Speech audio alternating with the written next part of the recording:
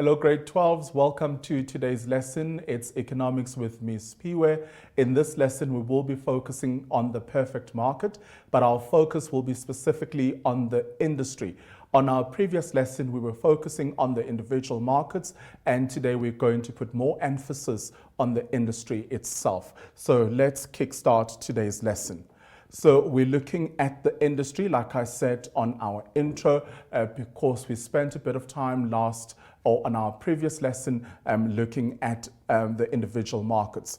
And the focus that we're going to be placing today is on the long-term equilibrium because the focus on the previous lesson was on the short-term equilibrium. And we also placed much emphasis on the individual market. And then on this lesson, we're going to focus mainly on the industry. But we are going to bring in the individual market because we would need to do a comparison of some sort whilst we are trying to understand the long-term equilibrium.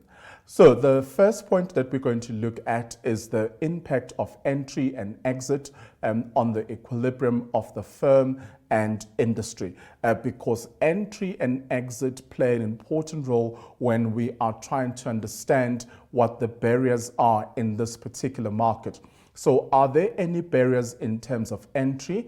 Do they make it difficult for new businesses to come into this particular market space? What happens if businesses or individual firms decide to leave the market? Are there any restrictive or are there procedures that they need to follow in order to be able to exit this particular market? So those are the things that we'll be looking at during this particular lesson.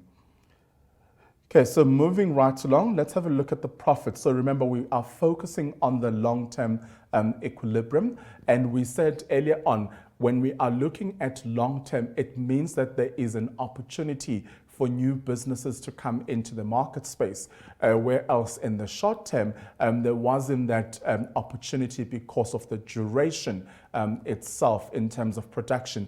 But here, because the duration is slightly longer, or it is longer than the one that you would have if you were using the short-term production system, therefore you are in a position to allow new companies or new businesses or new firms to come into the market space. So there is an opportunity to change the variable factors of production and also the fixed costs of the factors of production can be changed in this regard because this is happening over a long term and not over short term. So new businesses can actually enter this market space. So we'll start off by looking at profits. So profits are a signal for the entry of new businesses, okay? So obviously, if you see that other businesses are doing well, they are making a profit, that tends to make the market more attractive because you see that there are new businesses entering that particular market. Businesses will not enter a market if they feel that they don't have the chance or the opportunity of doing well. So when they see that other businesses or other firms are making a profit, that becomes a good signal for them to enter that particular market because they can see that profits are being generated at that particular point in time. And losses are a signal for businesses to leave the market. If you see that other businesses are not performing well, that the sales are dropping and they are not breaking even, that is actually a signal in this market to actually exit because you can see that other businesses are not performing well. So you as a firm, you are going to experience that because you have been seeing the trend in the market that other businesses are not performing well. So profits will be a signal of entry of new businesses, and then losses will be a signal for businesses to leave this market.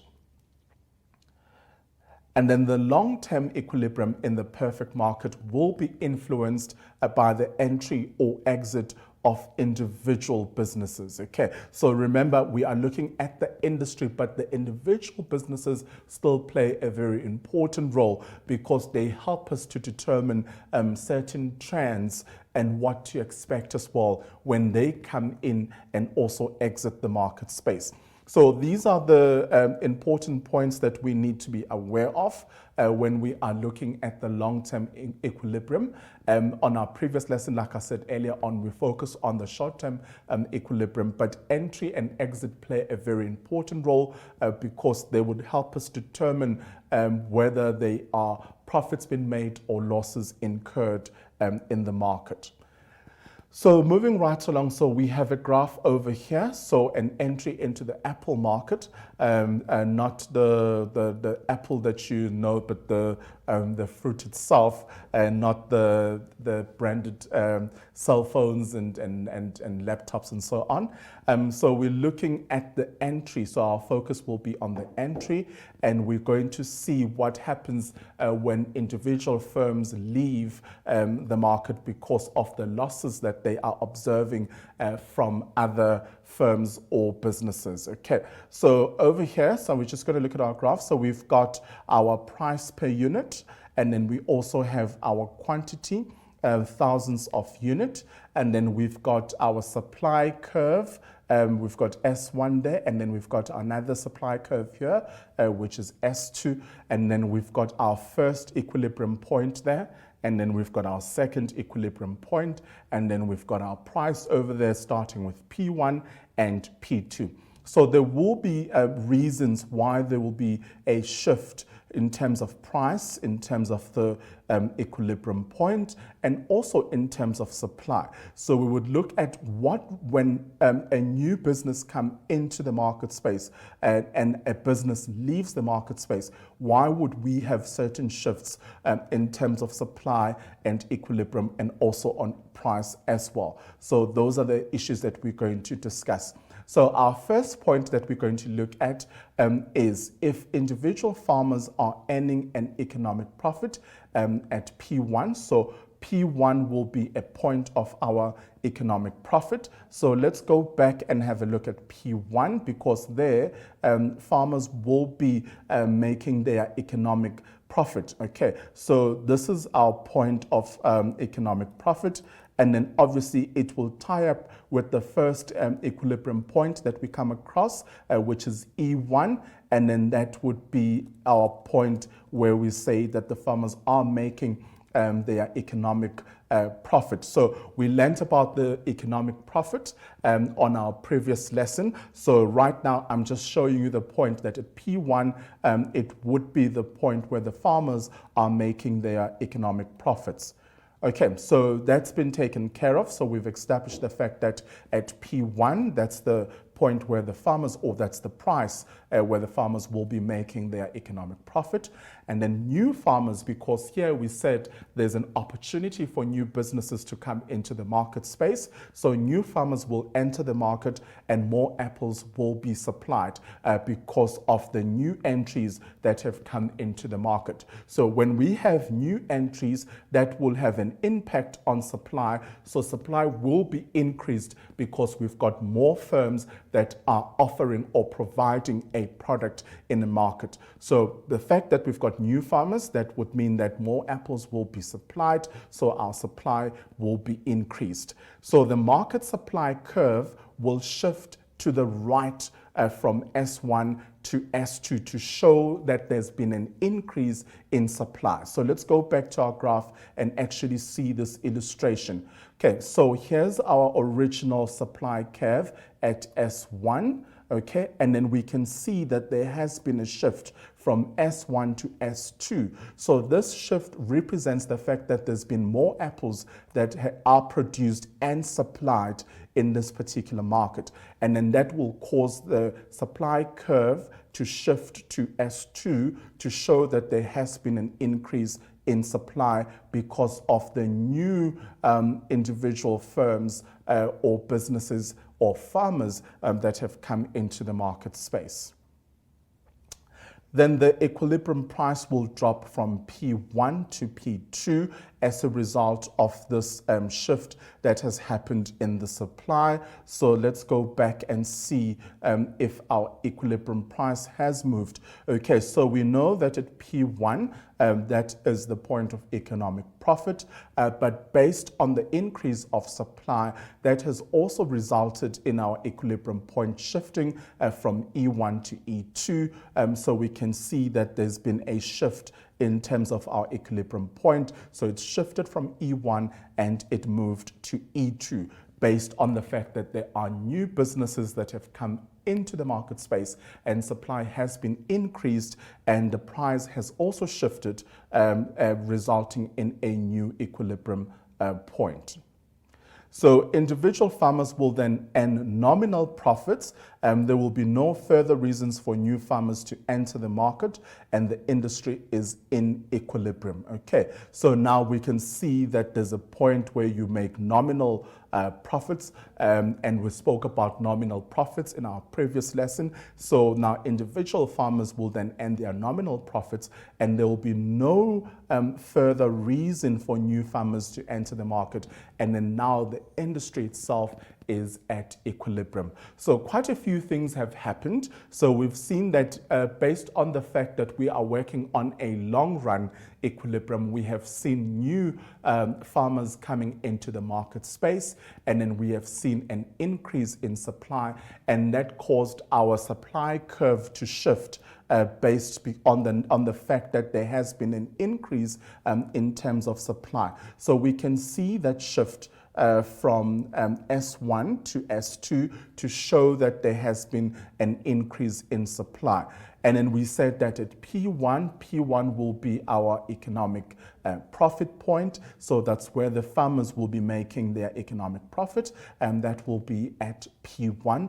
And then also we've seen a shift in our equilibrium point from E1 to E2. And then that's we said that our farmers will now earn nominal profits, and there will be no further reason for new farmers to come into this market because the industry is now in equilibrium. Okay, so I hope you found that quite useful, us going over the industry, looking at supply, and we were looking at a situation where there has been new farmers that have entered into the market. So we're looking at market entry. So that was point A.